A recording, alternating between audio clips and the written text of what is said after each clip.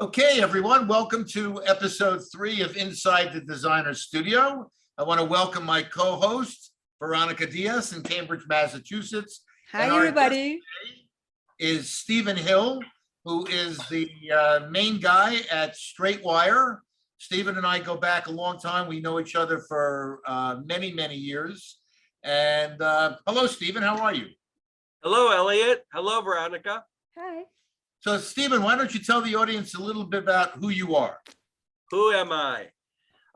Basically, I've been into audio stuff back from, we'll just say, the early 70s. I went to the University of Pennsylvania, Wharton Business School, and engineering there, CPA, finance, and electrical engineering for fun. But I was selling hi-fi back in the 70s, and the bug sort of bit me. And I've basically been in the audio business, owning Straightwire now, where it's just approaching almost 40 years, 39 to 40 years. 40 years. So Straightwire's been around for 40 years, right? Starting in the end of actually, 82. And Straightwire, just for those people that might not know, what does Straightwire actually do? Straightwire makes premium audio video cables of all types for application, not just for home theater, automotive, marine, and even some aviation applications. Most all of it's made in the US and is proprietary. Cool.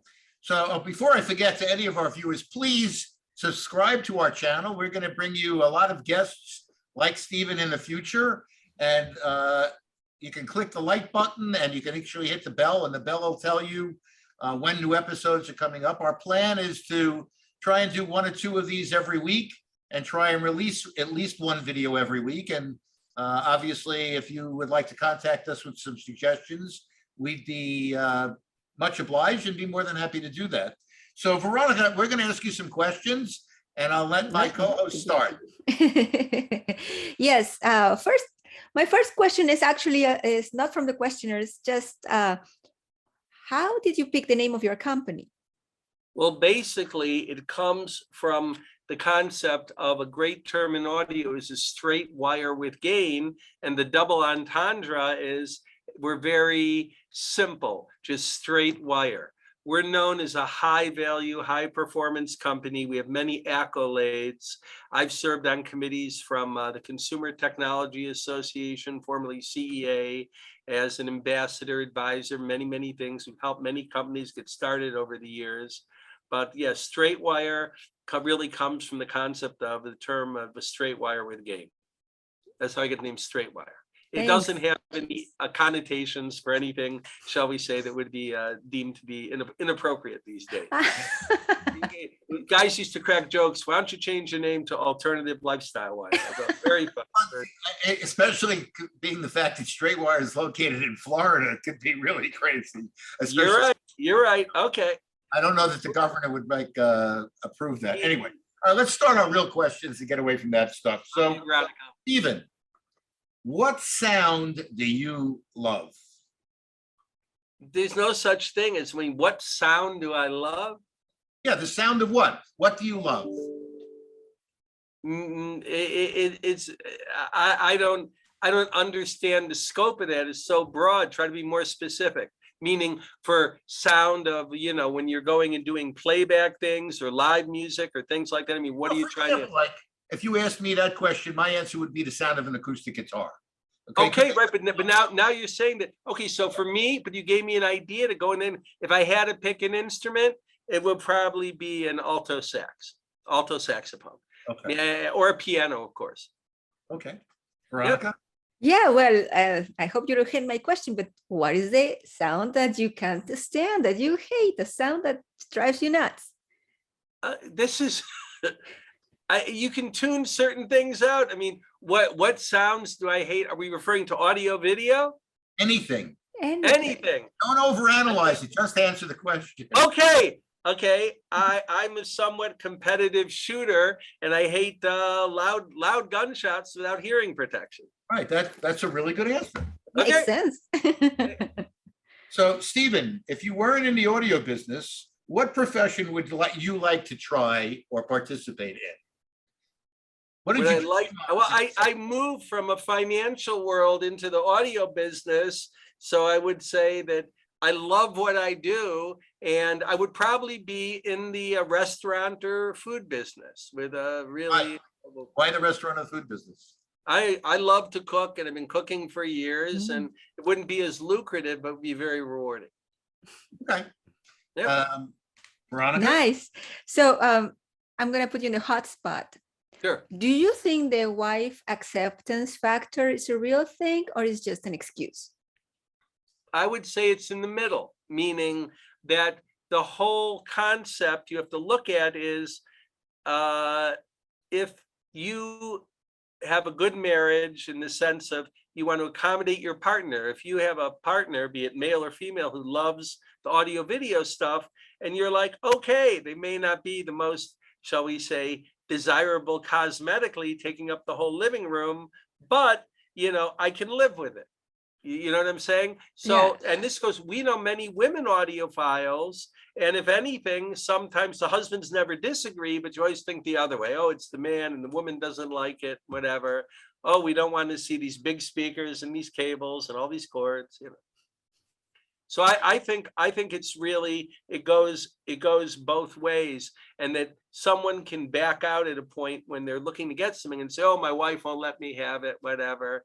And it's like, it's not usually the case, I don't think so. Okay.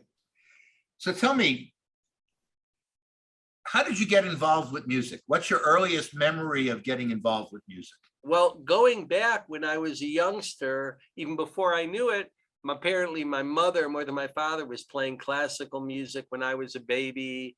I went to a lot of events and shows, and I actually had, I wouldn't say the misfortune, I played the viola from when I was 11 years old till about 13 or so.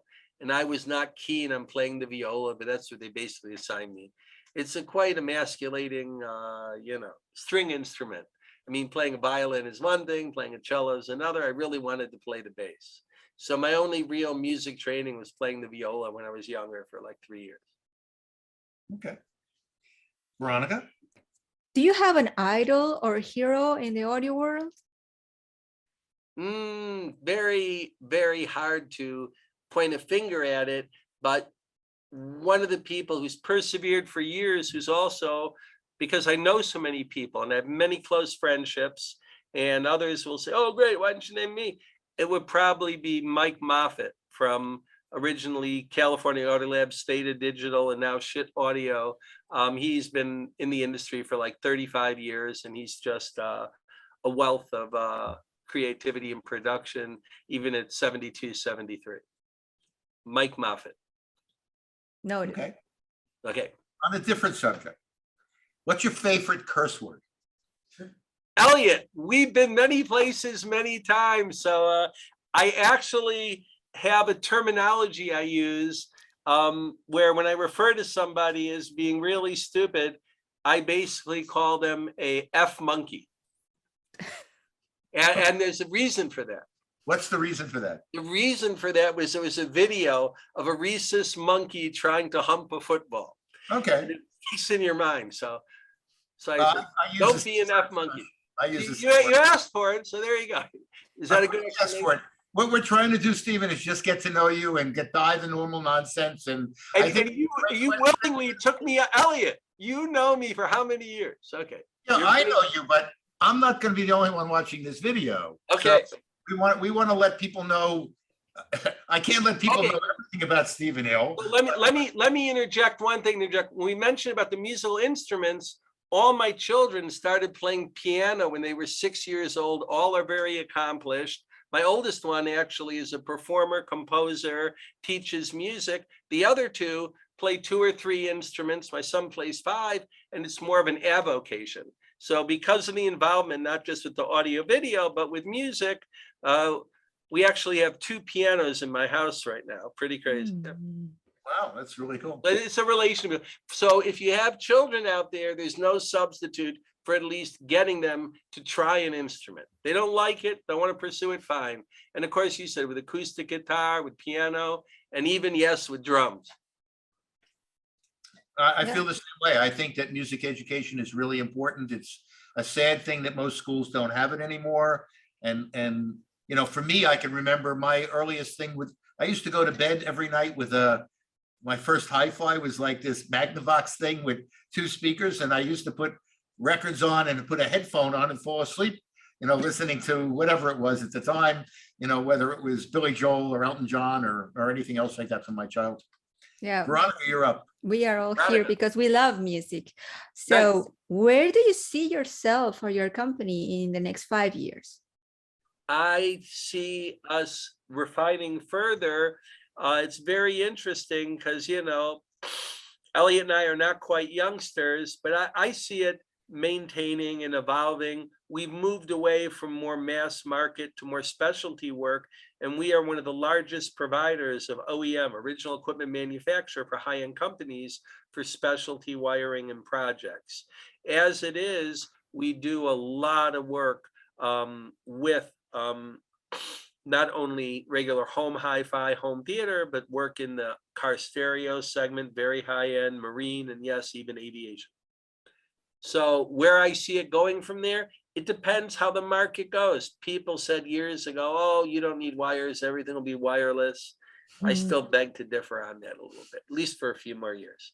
The analogy with that would be like, imagine putting on track shoes and running like 20 feet and taking them off. To go not just wireless, but certain other applications, you have a transducer issue that can distort or diminish the music. Yeah, wire business has always been sort of a blessing and a curse, you know. It's I know, you know, like I said, I know you for a long time, and back pre-digital, the wire business was very different than it is now, and all the wire companies have had to adapt, and you've adapted, which is good, and you're still here.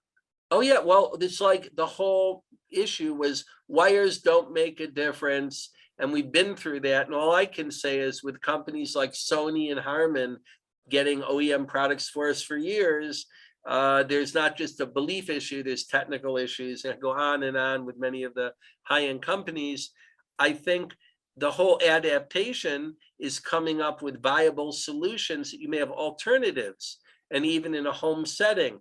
Like, oh, am I going with the differences between Toslink versus digital coax, the differences of running through HDMI audio versus through another circuit? There are many alternatives. And the biggest thing that we go through is saying, look, you know, when we know your equipment, we know your room, we know the other characteristics, not just for my product specifically, but we can make suggestions for you. But you can't look at it like, oh, how much, what do you have in equipment here? You should buy our best wire. You know, it's never been our mode of operation. What do you think is the greatest myth in high-end audio? The greatest myth in a big picture? I think the biggest myth is by buying the most expensive stuff, you can get a Nirvana experience, when in reality, you have to judge it by, even if you have all the money in the world, your room acoustics and what you like.